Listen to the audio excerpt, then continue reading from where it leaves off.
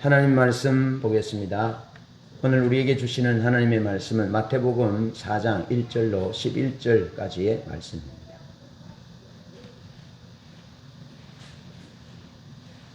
신약성경 마태복음 4장 1절부터 11절까지의 말씀 한 절씩 교독하겠습니다. 그때 예수께서 성령에게 이끌려 마귀에게 시험을 받으러 광야로 가사 시험하는 자가 예수께 나와서 이르되 내가 만일 하나님의 아들이거든 명하여 이 돌들로 떡덩이가 되게 하라.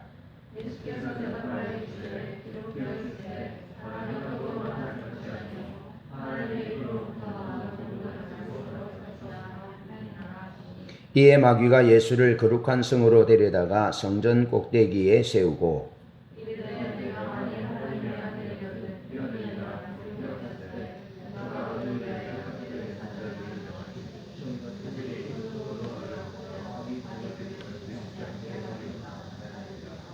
예수께서 이르시되 또 기록되었으되 주 너의 하나님을 시험하지 말라 하였느니라 하시니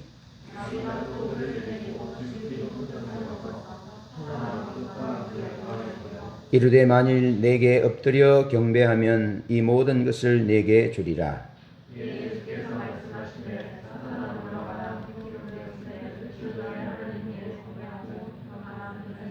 함께 봅니다. 이에 마귀는 예수를 떠나고 천사들이 나와서 수종드니라. 아멘. 여러분, 이 시대를 예수님이 마태복음 24장 37절로 39절에 보면 이 시대가 어떤 시대와 같은고 그러면서 노아의 시대와 비교하셨습니다. 노아의 시대 사람들이 하나님이 홍수로 심판하실 것인데 곧 하늘의 궁창이 열리고 땅의 샘들이 터지고 비가 내려서 멸망의 날이 올 것인데 사람들은 먹고 자고 시집가고 장가가는 일에만 정신이 팔려 있었다. 그래서 하나님의 의도, 하나님의 목적 관심이 없었고 그 시대가 얼마나 타락했고 악했고 그 시대가 행하는 일들이 얼마나 하나님의 창조 질서에 반하는 일인지에 대해서는 관심 없었습니다. 그래서 동성애가 행행하고 건친상간의 성교들이 행행하고 하나님의 아들들이 사람의 딸들을 취하여 결혼하고 다시 말해서 믿음을 따라 사는 것이 아니라 눈에 보이는 대로 눈에 보이는 아름다움을 따라서 취하고 살았다. 그래서 결국에는 홍수가 나서 저희를 다 멸하시기까지 깨닫지 못했다 라고 기록합니다. 기록하면서 주님은 우리에게 이렇게 말씀합니다. 깨어 있으라. 깨어 있으라. 뜻하지 않은 날 알지 못하는 때에 내가 도적같이 올 것이다. 그러면서 우리가 이 땅에서 해야 될 가장 중요한 일이 노아 시대의 심판과 같이 마지막 날 심판의 날이 있을 것인데 그날 심판의 날이 오기 전에 내 창조주를 기억해라. 하나님을 기억해라. 이 세상은 체질이 녹음같이 불에 녹아 없어질 것이고 다시 하나님으로부터 새하늘과 새 땅이 주어질 것인데 정신을 차려서 우리의 목적이 무엇이며 이 시대가 지금 어떤 상태 가운데 있고 이 시대가 어디로 가며 역사의 종말에는 어떤 일이 일어날 것인지에 대한 경고를 주님께서 곳곳에서 말씀하고 있습니다. 여러분, 노아 시대 때나 소돔과 고모라나 또 여러 가지 폼페이가 멸망할 때나 화산에 의해서 멸망될 때나 이럴 때 보면 여러분 성적 범죄와 육신적인 일과 세상적인 일들로 가득했습니다. 그래서 하나님이 우리를 왜 이 땅에 보내셨고 구속하셨고 왜 우리를 살게 하셨는지에 대한 목적을 잃어버렸어요. 그저 육신적으로 그저 편안하고 좀 쾌락을 즐기고 좀 교양 있게 살고 철학을 논하고 뭐 다른 사람과 좀 차이 있게 좀 사는 그런 삶을 추구하다가 결국에는 다 멸망의 길로 가서 역사가 우리에게 분명하게 생생하게 증언해 주고 있습니다. 인간이 무엇을 위해 지어졌는지, 인생의 목적이 무엇인지를 알지 못하고 무엇을 위해서 살아야 하는지, 무엇을 위해서 목숨을 걸어야 하는지도 모릅니다. 여러분, 이 땅은 영적인 전쟁터와 같습니다.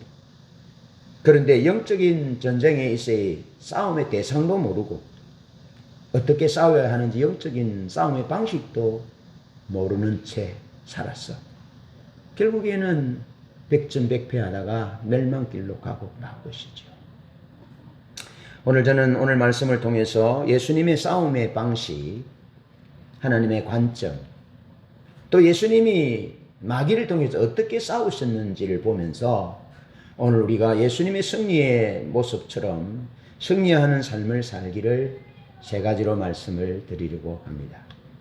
첫 번째로 성경은 그때에 라는 말로 시작합니다. 오늘 본문 말씀 1절에 보면 그때에 예수께서 성령에게 이끌리어 마귀에게 시험을 받으러 광야로 가셨다. 그렇게 기록하고 있습니다. 여러분, 이것은 하나님이 일하시는 방법을 우리에게 보여주고 있는데 그때 주님이 성령에게 이끌리어 마귀에게 시험을 받으러 갔다. 그때가 언제냐라는 거죠. 마태는 그의 복음서에서 마태복음 3장과 마태복음 4장을 연결시키면서 예수님이 사역을 시작하신, 공생의 사역을 시작하신 그 연결점으로 마태복음 3장과 마태복음 4장에서 기록하는데 마태복음 3장에서도 그때에 예수님이 요단강에 이르러 세례 요한에게 세례를 받았다. 그렇게 말씀하고 있습니다. 그때에. 다시 말하면 사람들은 무엇을 먹지? 무엇을 마시지? 어떻게 쾌락을 위해 살지? 어떻게 로마 정부를 무너뜨리지? 원수를 갚지? 그런 생각으로 가득 찼을 때, 또 다른 말로 하면 돌이 좀 떡이 되었으면 좋겠다. 어떤 날에는 이 떡덩이가 개떡, 보리떡, 이 떡덩이가 금이 됐으면 좋겠다. 이런 생각들을 하는 그때. 다른 사람은 둘째치고 나의 배만 부르면 되지 그러면서 동족을 배반하고 세리들이 죄인으로 전락하는 그때. 대제사장들이 돈벌이 수단으로 성전을 이용하던 그때. 그때 주님이 요단강에서 세례를 받을 때 하늘에서 음성이 들리기를 이는 내 사랑하는 아들이요 내 기뻐하는 자다라는 음성이 들렸다는 겁니다. 하늘이 열렸습니다. 하늘에서 음성이 들립니다. 이는 내 사랑하는 아들이요 내 기뻐하는 자다는 음성을 듣습니다. 그리고 주님이 세례를 받을 때 하늘이 쫙 열리더니 성령이 비둘기같이 예수님에게 쫙 내립니다. 그러면서 이는 내 사랑하는 아들이요 내 기뻐하는 자다라는 음성이 들립니다. 여러분, 놀라운 일이 아닙니까? 하늘이 열리고 성령이 비둘기같이 내리고 하늘의 음성이 들리는 그때에, 모든 것이 다 완벽한 그때에 예수님이 성령이 충만하여 성령에 이끌리어 마귀에게 시험을 받으러 광야로 갔다 라고 성경은 기록하고 있습니다. 하늘의 음성이 들리고 하늘이 열리고 성령이 내리고 사랑하는 아들이요 내 기뻐하는 자라는 음성이 들리던 그때에 다시 성령이 충만하여 그때에 주님이 광야로 가서 마귀에게 시험을 받았다는 겁니다.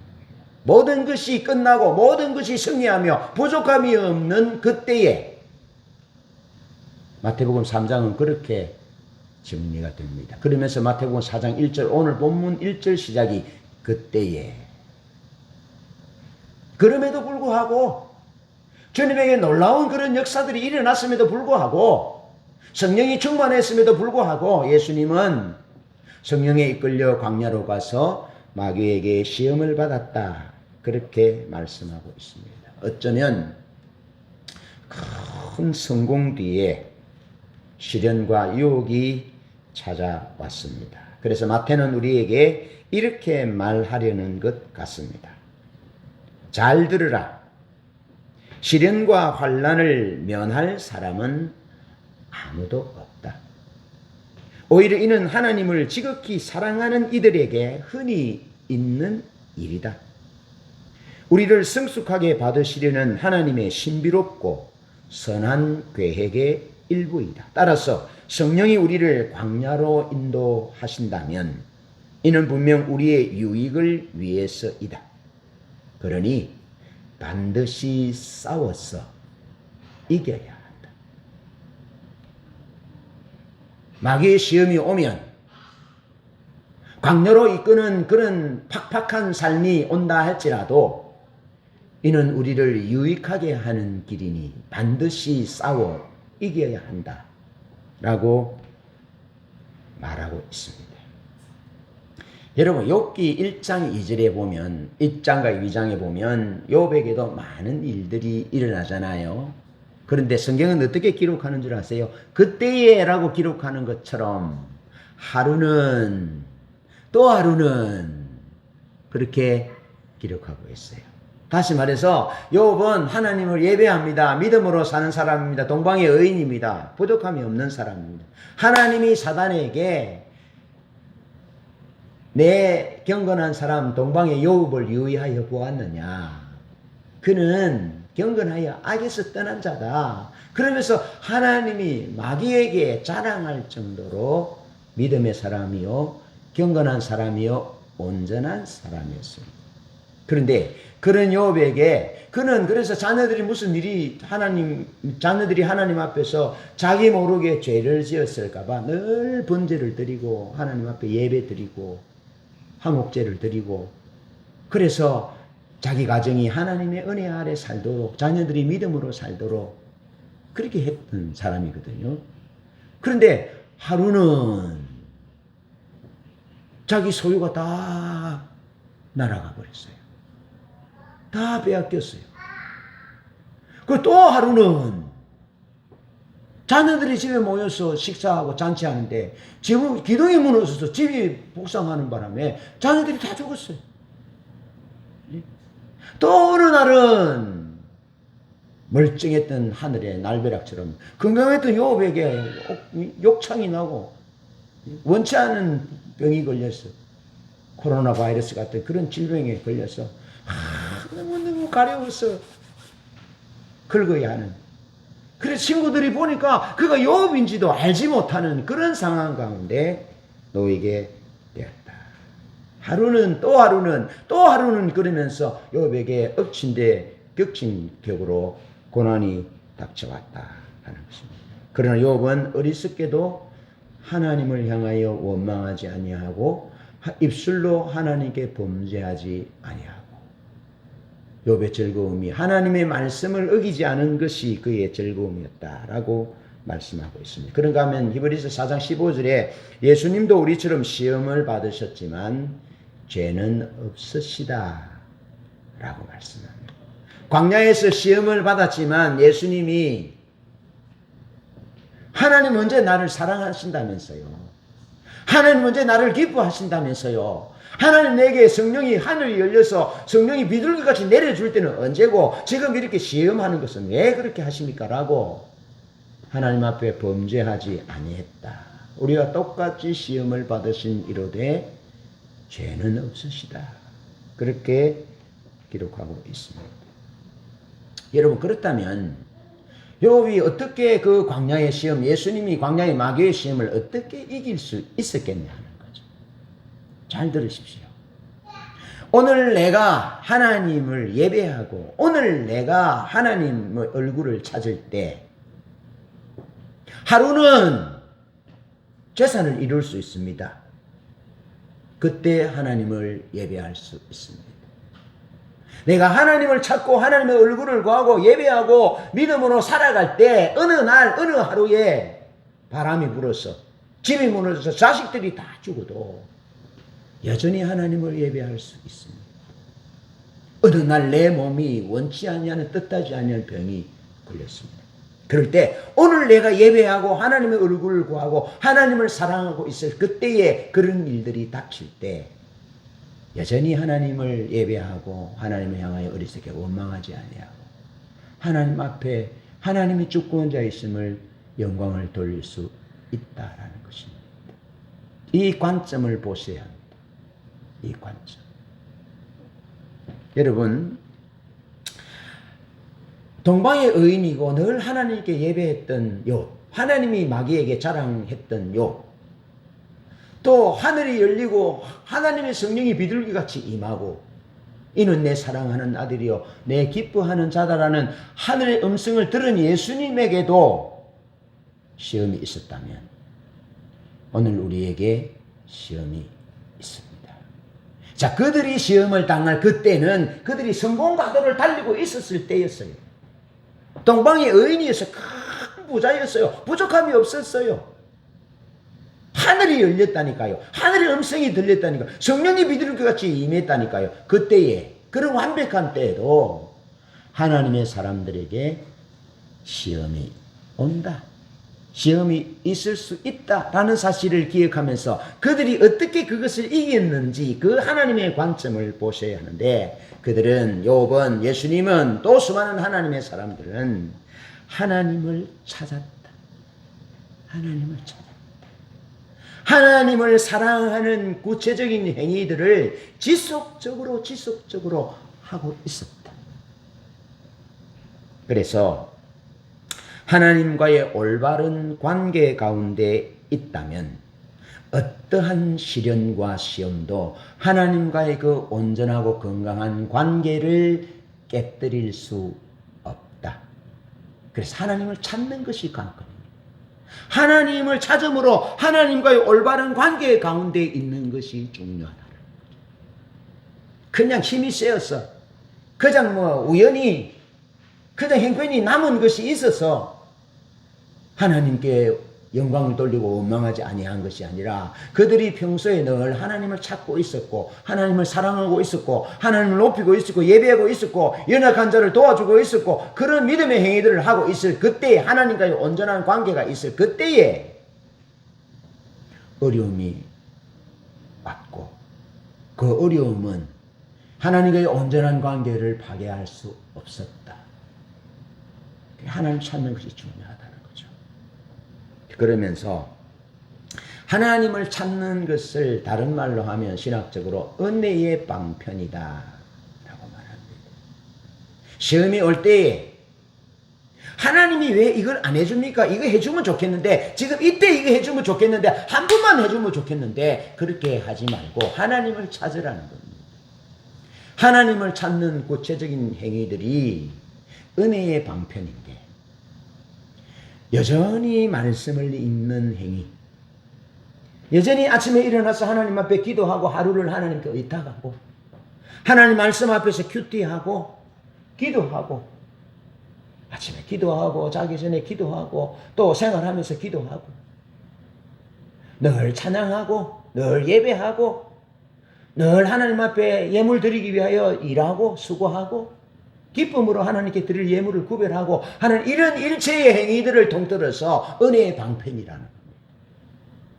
시험이 올지라도 큰 시련이 올지라도 시험이 오는 그때에 그 어느 날 하루는 그런 일들이 온다 할지라도 우리가 여전히 은혜의 방편에 대한 행위들을 꾸준하게 지속적으로 행하면서 하나님의 얼굴을 구한다면 그때 성령이 역사하실 것입니다. 할렐루야. 그때 성령 하나님이 우리를 도우실 것입니다. 우리를 회복하실 것입니다.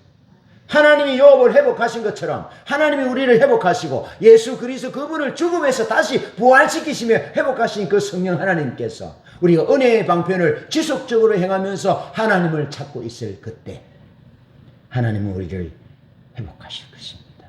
이 하나님의 관점을 놓치지 마시기를 축복합니다.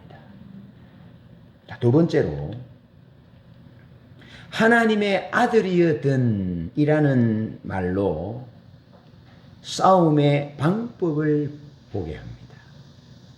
자, 사단이 마귀가 예수님께 싸움을 걸어서 시험을 하는데요. 어떻게 시험을 걸으냐면 네가 만일 하나님의 아들이거든 이렇게 싸움을 합니다. 쉽게 말해서 우리에게 이렇게 하잖아요. 교회 다닌다며, 집사라며, 목사라며, 선교사라며, 장로라며 그렇게 싸움을 걸어온다 이 말이죠. 충분히 이해되죠? 안 믿는 남편이 기도하더만, 네? 은혜 충만하다더만 그렇게 싸움을 걸어온다 이 말이죠. 그럼 무너지는 거죠. 하나님의 아들이여든 이라는 말로 사단이 마귀가 예수님께 싸움을 걸어오는데 싸움의 방법을 보여줍니다. 자, 마태복음 3장 17절 예수님이 하늘이 열리고 성령이 비둘기같이 임하고 하늘의 음성이 들리기를 이는 내 사랑하는 아들이요 내 기뻐하는 자다 라는 음성을 들었습니다. 대단한 음성입니다. 대단한 음성. 베나산에서도 예수님이 들었던 음성 이는 내 사랑하는 아들이요 내 기뻐하는 자니 너희는 저의 말을 들으라 라고 말씀하십니다. 그래 놓고 그렇게 음성이 들렸는데 사단은 네가 하나님의 아들인데 그러면서 십자가를 지는 길에 십자가를 지게 합니다. 여러분, 자, 이 말이 무슨 얘기냐면 마귀가 예수님이 성령이 충만하여 하늘의 음성을 사랑하는 아들을 내 기뻐하는 자라는 음성을 듣고 성령이 충만하여 광야로 나가 40일을 줄여서 금식했을 때 마귀가 예수님께 시험하기를 만일 네가 하나님의 아들이었든 이 돌을 떡덩이가 되게 해라. 그렇게 싸움을 걸어옵니다. 그러면서 네가 만일 하나님의 아들이었든 성전 꼭대기에 높이 세우고 뛰어내려라. 그러면 하나님이 네가 하나님의 아들이니까 네 발을 받아서 돌에 부딪히지 않게 할 것이다. 그리고 천하만국의 영광을 보여주면서 네가 내게 절하면 이것은 내게 넘겨준 것인데 내가 원하는 자에게 누구든지 이 통치권을 소유권이 아닌 이 통치권을 이 천하만국의 통치권을 내가 원하는 자에게 줄 수 있다라고 예수님이 마귀에게 절하도록 세 번째는 네가 만일 하나님의 아들이라는 이 문장이 생략되어 있지만 마귀가 예수님에게 와서 싸움을 걸어오는 싸움의 방식은 네가 만일 하나님의 아들이었든 이 말입니다. 자, 이 말은 이런 뜻입니다. 하늘이 열렸습니다. 성령이 비둘기같이 임했습니다. 그리고 하늘의 음성이 들립니다. 이는 내 사랑하는 아들이요 내 기뻐하는 자다라는 음성을 들었다.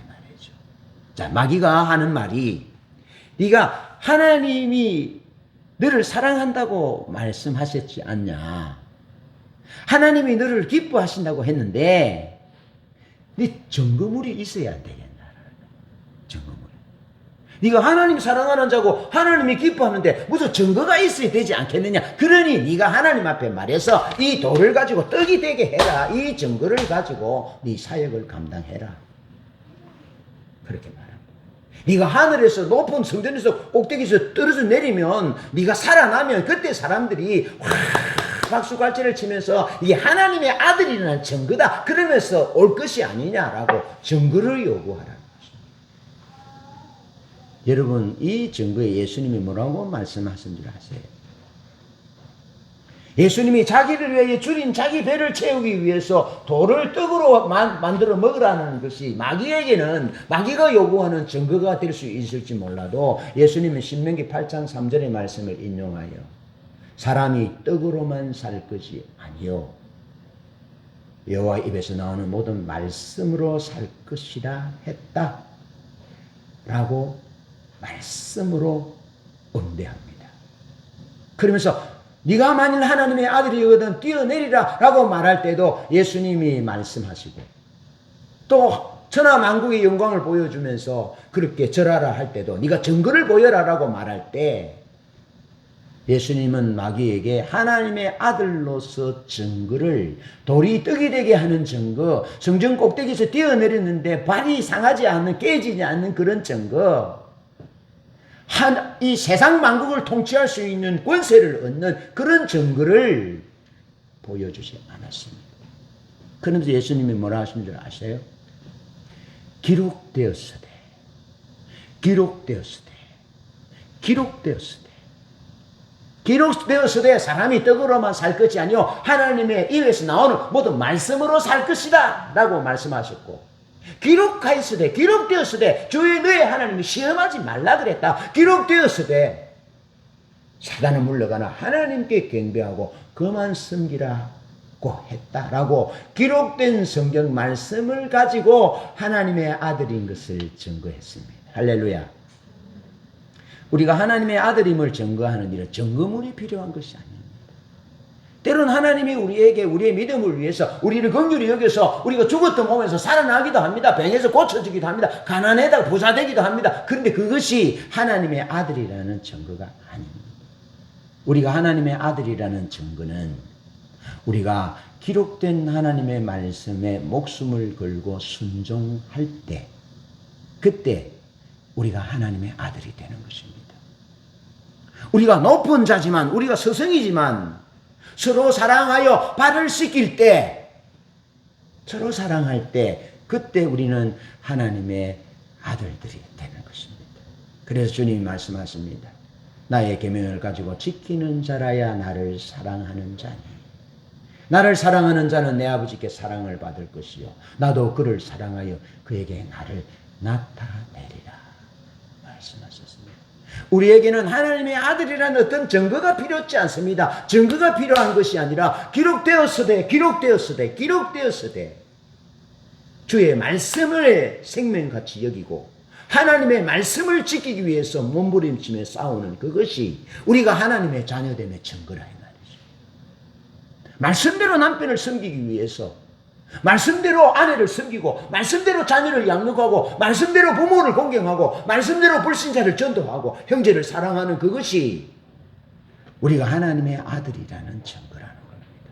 다른 외적인 증거물은 필요 없습니다.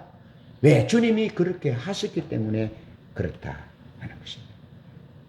하나님의 아들됨은 자구의 기적, 스스로 구원하는 기적, 스스로 돌을 떡이 되게 해서 40일 금식하여 주님 배를 채우는 그 자구의 기적이 하나님의 아들됨이 아니다.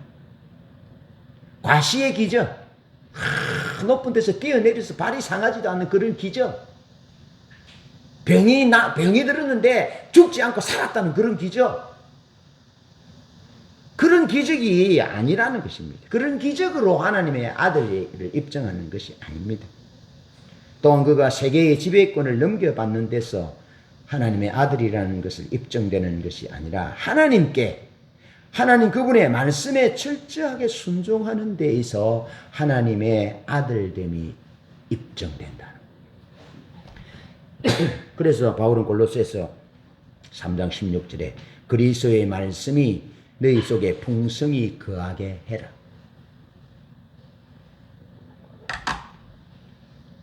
옥에 갇혀서 바울이 할 말이 그것밖에 없었겠습니까?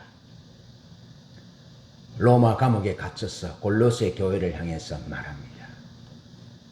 그리스도의 말씀이 너희 속에 풍성히 거하게 해라. 말씀이 너희 속에 거하는 삶을 살아라. 군대 가면 상사가 부하에게 몸만 탁 대도 관동성이 나옵니다. 예 일병정제죠. 예 일병정제.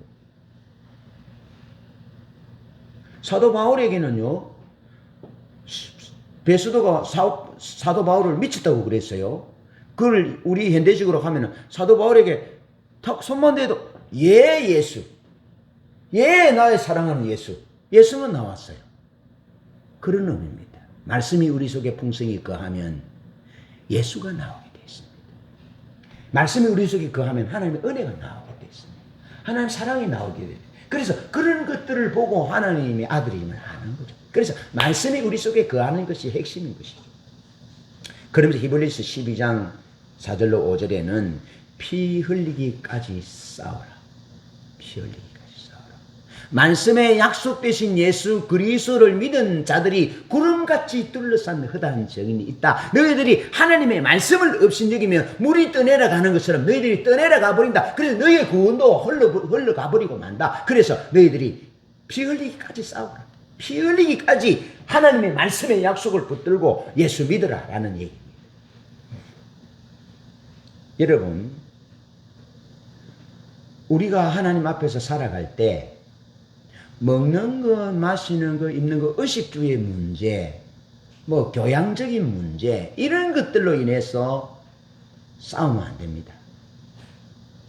부산에 있던 어떤 분이 그랬어요. 예? 빵 굽기는 것, 화장실 가는 것, 소변하는 것. 차를 타고 여러 사람이 쫙 가는데 지금 갈 일이 바빠요. 근데 예를 들어서 제 아내가 화장실 가고 싶다고. 그래 내가 여보 타기 전에 좀 갔다 오지. 에? 좀 미리 좀 응가도 하고 오지. 그래 얘기하니까 옆에 있는 목사님 나이 드신 분이 그 생리적인 현상 가지고 시비 걸면 안 된다는 거죠. 아니 응가가 하고 싶다고 나옵니까? 예? 소변에 하고 싶다고 나옵니까? 이런 것 가지고 시비 걸면 안 된다는 거죠. 자, 그러면서 성경은 초자연적인 악을 언급할 때 쓰는 용어가 있습니다. 그러니까 무엇을 먹을까 마실까 이런 것에 대해서는 하나님이 악인과 선인에게 비를 같이 내려주고 그렇게 일반적인 은총으로 해주시잖아요. 그런데 초자연적인 악과 관련돼서는 성경에서는 전투적인 용어를 쓰고 있다. 그래서 마귀를 대적하라. 하나님의 전신갑주를 입어라. 구원의 투구를 써라. 의의 흉배를 붙여라. 진리의 허리띠를 띠고 평안의 복음을 위한 신발을 신으라. 전투 용어를 쓰고 있다.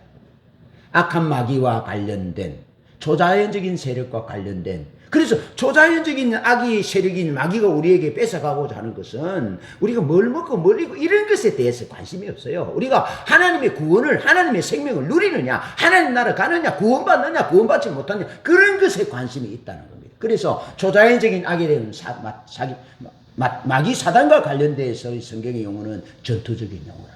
싸우라. 피 흘리기까지 싸우라. 죽도록 충성해라. 그렇게 전투적인 용어를 사용하고 있다.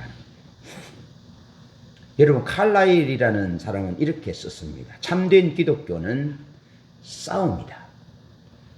세상에는 참된 기독교 신앙이 아닌 많은 것들이 종교라는 이름으로 통용되고 있다. 검열도 통과하고 무뎌진 양심을 달래주지만 진품은 아니다.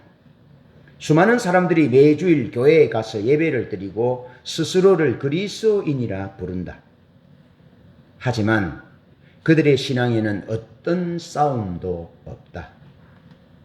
그들은 영적 분투, 영적인 노력, 믿음의 갈등, 자기 부인, 재림을 준비하며 깨어있음, 믿음의 긴장 같은 것을 알지 못한다.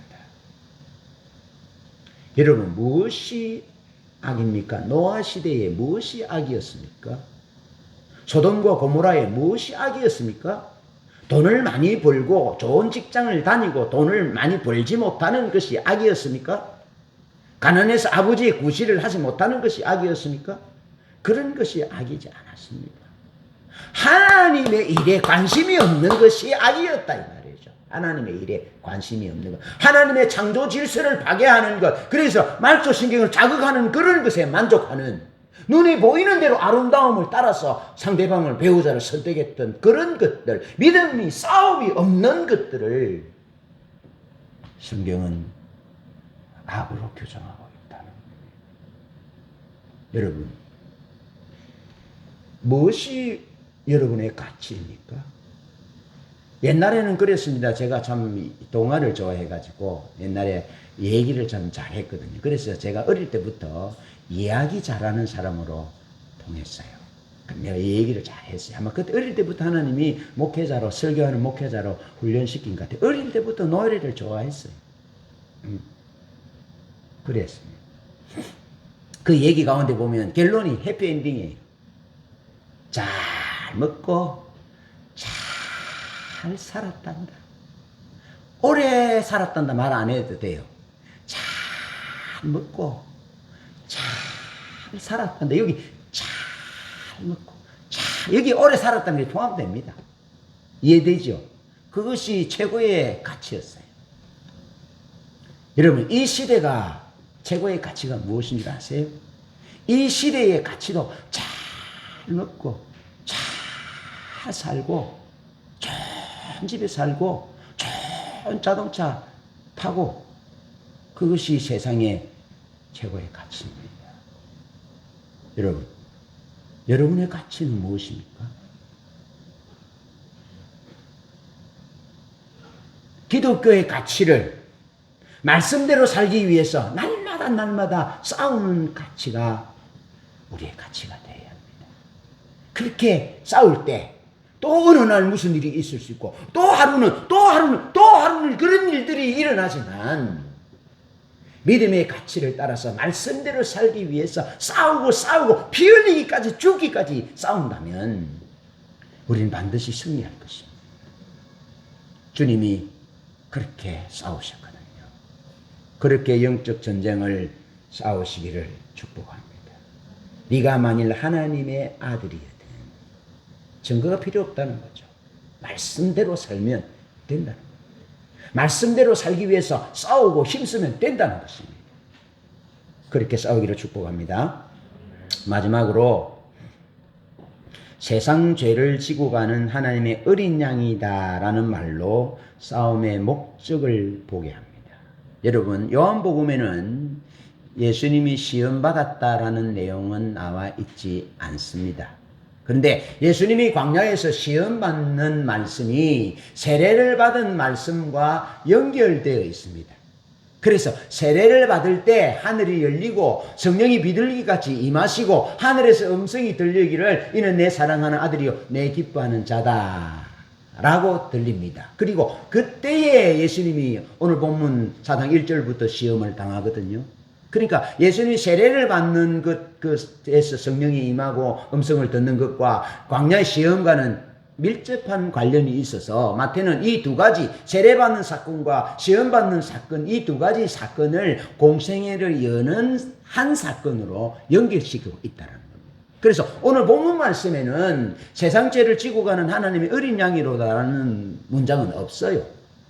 그런데 요한복음 1장에 보면 예수님이 세례를 받으시고 세례 요한에게 세례를 받으실 때에 하나님이 세례 요한에게 가르쳐 줍니다. 누구든지 성령이 임하는 것을 보면, 세례를 받을 때 성령이 하늘로서 임하는 것을 보면 그가 이스라엘을 불로 성령을 세례를 주는 메시아임을 알게 될 것이라 라고 하나님이 세례 요한에게 말씀하셨고, 세례 요한이 예수님께 세례를 줄 때 하늘이 열리고 성령이 임하는 것을 봅니다. 그때 세례 요한이 하는 말이 예수님을 향하여 보라 세상 죄를 지고 가는 하나님의 어린 양이로다 라고 하셨다 이 말이죠. 이 말씀이 싸움의 목적을 보게 하는 겁니다. 여러분, 예수님은 대제사장으로서 우리의 속죄를 위해서 싸우셨습니다. 히브리서 4장 14절 16절에 보면 예수님이 우리의 위대한 대제사장이 되십니다. 우리와 같이 시험을 받은 자로 돼 죄는 없으시니라. 그러므로 때를 따라 돕는 은혜를 받기 위하여 은혜의 보좌 앞에 담대히 나아가자. 그가 우리를 위하여 시험을 당하셨으니 시험 당하는 자들을 능히 도우실 수 있다. 그렇게 말씀합니다. 그러면서 히브리서 9장 11절로 12절에는 예수님이 손으로 짓지 아니하는 성전에 들어가사 자기 피로 영원한 속죄를 이루어 단번에 성소에 들어가셨다 라고 말하고, 요한복음 1장 29절로 34절에는 보라 세상 죄를 지고 가는 하나님의 어린 양이다 라고 말씀하셨습니다. 예수님은 속죄를 위하여 제사를 집례하고 집도하는 대제사장이었을 뿐만 아니라 친히 예수님은 자신이 하나님의 어린 양으로서 우리의 속죄를 위하여 제물이 되신 분이다. 할렐루야. 주님이 제사장으로, 영원한 제사장으로, 주님이 어린 양으로 영원한 속죄를 단번에 이루셨으므로 우리의 속죄가 완성되게 되었다.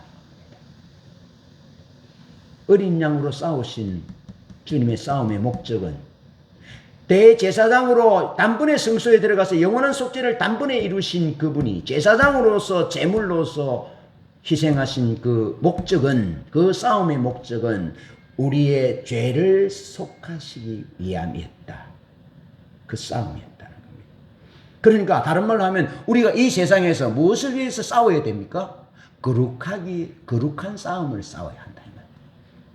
우리가 이 세상에서 싸워야 할 싸움은 단 한 가지인데, 죄와 싸우는, 그래서 거룩하려고, 진실하려고, 겸손하려고, 정직하려고 하는 이 모든 행위들을 통틀어서 거룩한 행위다 하는 거예요. 거룩한 싸움을 싸우셔야 합니다. 거룩하지 않는 것에 전투적인 용어를 쓰는 것이 아니라 영적인 초자연적인 악과 관련되어 거룩한 속죄와 관련된 영적인 생명과 관련되어 전투적인 용어를 쓰고 있는 것입니다. 그래, 그런 것에 싸워야 한다는 것입니다. 부부싸움도 어떻게 하셔야 되는지 알겠죠? 부부싸움에 혹시 소리를 좀 높여야 될 일이 있다면 거룩하지 않는 것에는 절대 소리를 높이지 마시고 전투적인 용어를 성경에서 쓰고 있는 것에 대해서 단호한 의지를 가지고 그렇지만 친절하게 얘기해야 하는 거죠. 부부싸움도 그렇게 하라 이 말이죠. 친구 간의 싸움도 그렇게 하라 이 말이죠. 아시겠죠? 그렇게 싸우라는 거죠. 자, 그러면서 예수님은 제사장으로 뿐만 아니라 어린 양으로 싸우셨고 사람의 아들로서 인자로서 싸우셨고 종으로 싸우셨습니다.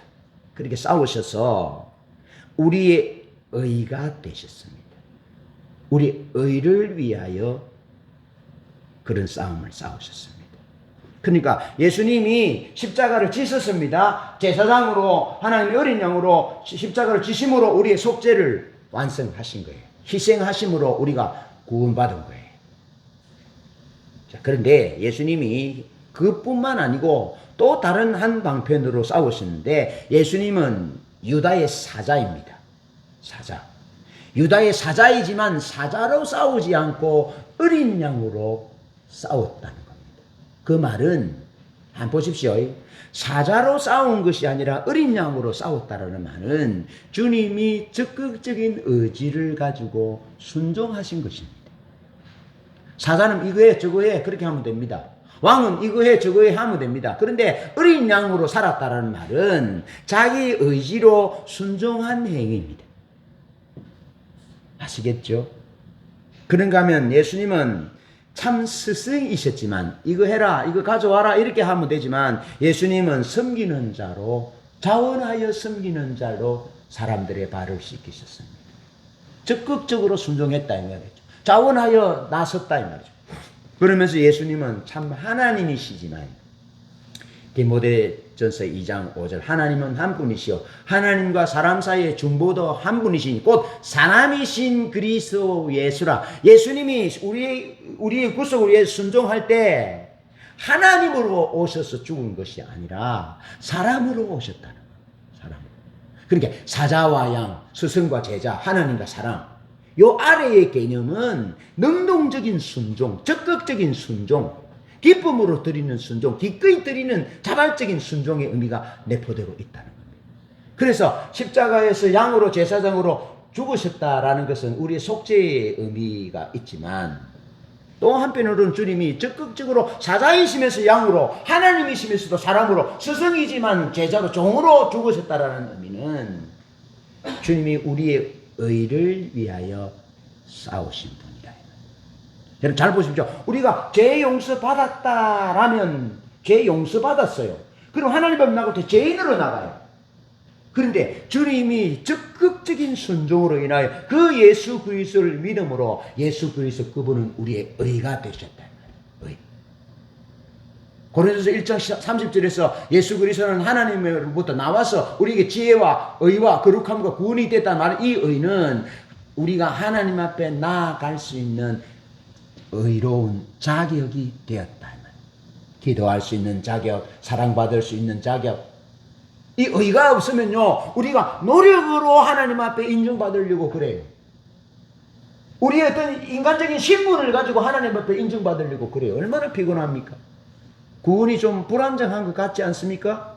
그러나 주님이 그렇게 적극적으로 사자의 짐은 어린 양으로 싸우시고 하나님이지만 사람으로 싸우시고 연약한 존재로 있었지만 적극적인 기쁨을 순종으로 인하여 그 순종을 믿는 자에게 하나님이 그 의를 우리에게 증가시켜 주는 겁니다. 의롭게 하셨다. 우리의 죄를 속해 주실 뿐만 아니라 우리가 당당히 하나님 앞에 나갈 수 있는 그 의를 예수님을 믿는 사람에게 증가시켜 주셨다 하는 것입니다. 여러분, 로마서 5장 17절과 고린도전서 15장 45절에는 예수님은 둘째 아담으로 순종하심으로 우리를 살리셨다, 그렇게 말씀합니다. 자, 첫째 아담에게는 나무에 대한 내 말을 순종해라, 그러면 복을 주겠다 라고 하나님이 말씀하셨지만 아담은 하나님께 순종하지 않았습니다. 그래서 모든 사람에게 아담의 불순종으로 모든 사람에게 사망이 왕노릇하게 되었습니다. 그런데 둘째 아담이신 예수님에게는 나무에 대한 내 말에 순종해라. 여기 나무는 십자가입니다. 그리하면 내가 죽으리라. 아담에게는, 첫사람 아담에게는 네가 나무에 대한 말을 순종하며 살 것이라 했는데, 둘째 사람 아담 예수에게 나무에 대한, 십자가에 대한 말씀을 순종해라. 그러면 죽을 것이다 라고 말씀하셨습니다. 그런데 그럼에도 불구하고 예수님은 놀랍게도 자발적으로 적극적으로 순종하셨습니다. 그래서 예수 그리스도의 순종의 희생이 우리의 의가 되신다. 속죄와 의의 개념이랍니다. 자, 예수님은 순종의 결과로 저주받은 처음이자 마지막 인간입니다. 하나님 아버지는 사실상 이렇게 말하는 것입니다. 나에게 순종하고 충성하면 내가 너를 버리고 외면하여 내 영혼을 지옥으로 보내리라고 말씀하신 겁니다. 겟세마네 동산의 하나님의 응답이 그것입니다. 베나산, 마태복음 17장의 베나산에서 주님이 응답받은 음성이 그것입니다. 네가 나에게 순종하고 충성하면 내가 너를 버리고 외면하여 내 영혼을 지옥으로 보내리라고 말씀하셨는데도 예수님은 순종하셨습니다. 하나님 말씀에 순종하셨습니다. 아버지께 버림받고 죽어 가실 때에도 예수님은 그분을 나의 하나님이라고 부르셨습니다. 성경에는 이는 친밀함을 나타내는 언약의 어법인데, 그분은, 예수 그리스도 그분은 버림받는 중에도 적극적이고 능동적으로 순종하셨습니다.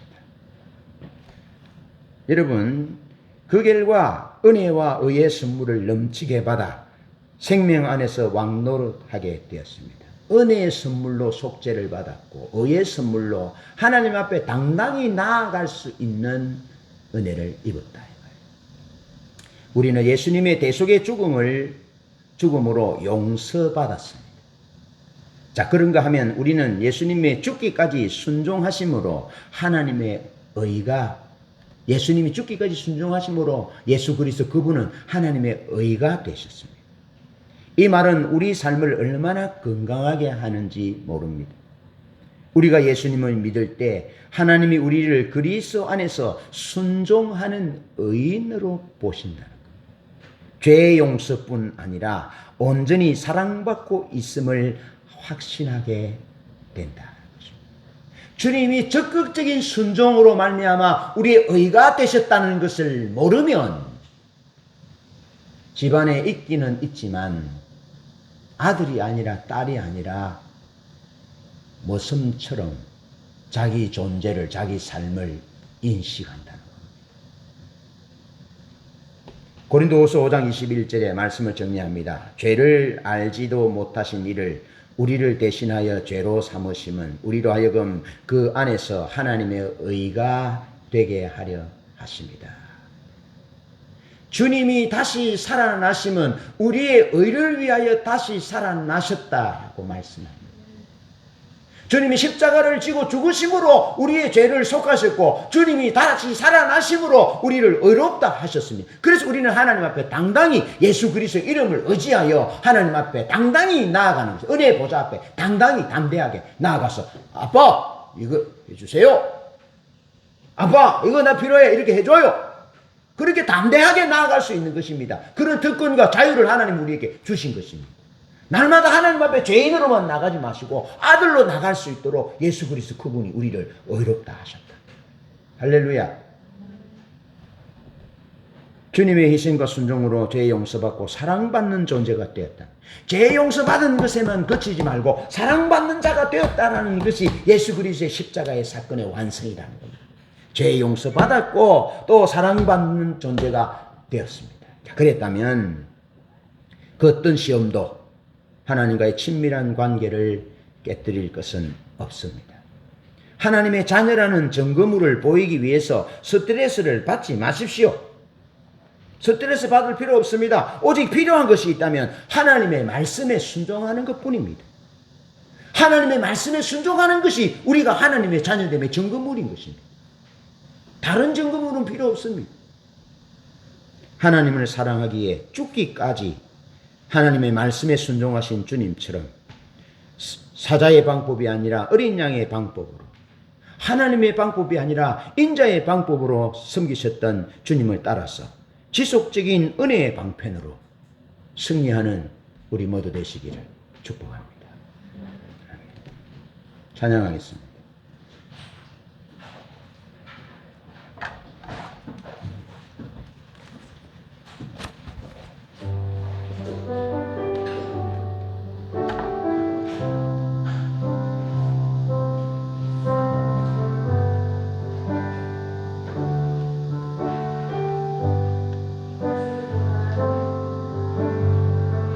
죽음보다 강한 사랑 나를 향한 주님의 사랑 거룩하신 하나님 아들 이 죄인 위해 죽으셨네 생명 부어주신 사랑 나를 향한 주님의 사랑 나도 주 위해 모두 드리리 내 삶 모두 얻으리니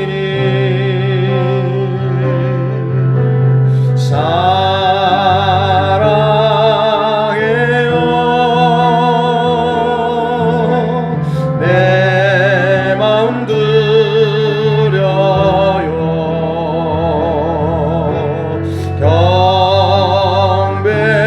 경배해요 내 삶을 드려요 죽음보다 강한 사랑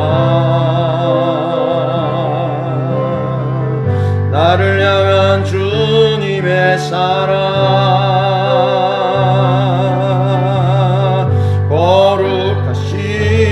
거룩하신 하나님 아들 이 죄인 위해 죽으셨네 생명 부어주신 사랑 나를 향한 주님의 사랑 나도 주 위해 얻으리니 내 산 모두 얻으리니 사랑